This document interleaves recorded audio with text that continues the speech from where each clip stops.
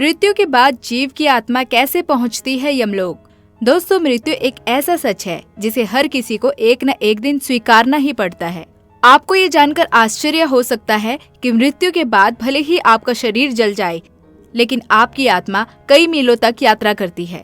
आज के इस वीडियो में हम आपको ये बताएंगे कि कोई भी आत्मा मृत्यु के बाद यमलोक तक का सफर कैसे तय करती है। आखिर शास्त्रों में इसके बारे में क्या लिखा गया है, चलिए जानते हैं।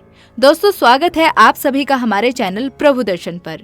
बता दें कि मृत्यु से संबंधित सभी घटनाओं का वर्णन गरुड़ पुराण में किया गया है, जिसमें बताया गया है कि आत्मा को मृत्यु के बाद उसके अच्छे या बुरे कर्मों की प्राप्ति कैसे होती है।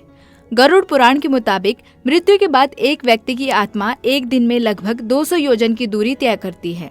कहते हैं कि यमलोक का मार्ग 46,000 योजन तक का होता है।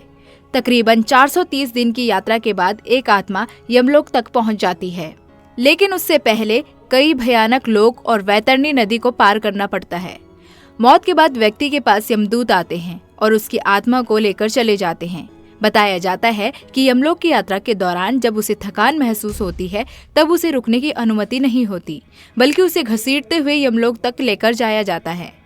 इस समय पर यमदूत आत्मा को नर्क की कहानियां सुनाते हैं, जहां उसे दुख भोगने होते हैं।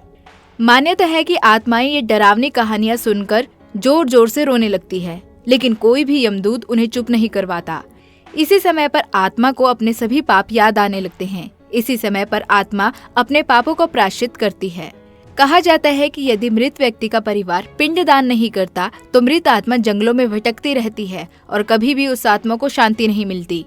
कहते हैं कि मृत्यु के समय जो पिंड आत्मा के परिवार द्वारा दिए जाते हैं, उस आत्मा को वो ही पिंड का हिस्सा प्राप्त होता है और इन्हीं पिंड से आत्मा को शक्ति मिलती है। अगर वो पापी आत्मा होती है तो यमदूत उसे वो भी नहीं खाने देते। भूख और प्यास से तड़पता हुआ और यमदूत से मार खाता हुआ व्यक्ति सिर्फ चलता ही रहता है। उसे 1 सेकंड के लिए भी नहीं रुकने दिया जाता, क्योंकि यमदूत उन्हें रस्सी के बने पट्टे से बांधकर यमलोक तक ले जाते हैं। दोस्तों, यमलोक के रास्ते में 16 नगर पड़ते हैं, जहां आत्मा को काफी समय तक ठहरने बैठने का मौका मिलता है। यहाँ पर आत्मा अपने बुरे कर्मों को याद करके रोती है और साथ ही सोचती है कि अगले जन्म में उसे कौन सी योनि मिलेगी या फिर कौन से जानवर का शरीर मिलेगा। इसके बाद आत्मा को तलवार जैसे नुकीले और एक गहरी खाई से होकर गुजरना पड़ता है, लेकिन उसके पास यमलोक पहुंचने के अलावा कोई और रास्ता नहीं होता। उसे किसी भी हालत में जल्द से जल्द यमलोक पहुंचना ही होता है। कहा जाता है कि यमलोक के रास्ते में कई प्रकार के नर्क पड़ते हैं, जहां पर कीचड़, तपते हुए गर्म तांबे और वैतरणी नदी भी आती है। इन सभी जगहों से आत्मा को आगे जाने में काफी ज्यादा कष्ट होता है। इन सभी जगहों को पार करने के बाद आत्मा यमलोक तक पहुंचती है, जहां उसकी मुलाकात यमलोक के द्वारपालों से होती है। ये द्वारपाल ही यमराज और धर्मराज को आत्मा के आने की सूचना देते हैं। इसके बाद आत्मा ने जिस हिसाब से अपने जीवन में कर्म किए होते हैं, उसी हिसाब से सजा सुनाई जाती है।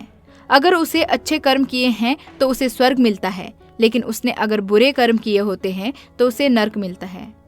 तो दोस्तों, कैसी लगी आपको ये वीडियो? अपना जवाब हमें कमेंट बॉक्स में जरूर दें, और अगर आपको ये वीडियो पसंद आई है तो उसे लाइक और शेयर जरूर करें। साथ ही हमारे चैनल को सब्सक्राइब भी करें। ऐसी और भी इंटरेस्टिंग वीडियोस के लिए बने रहिए हमारे चैनल प्रभु दर्शन के साथ।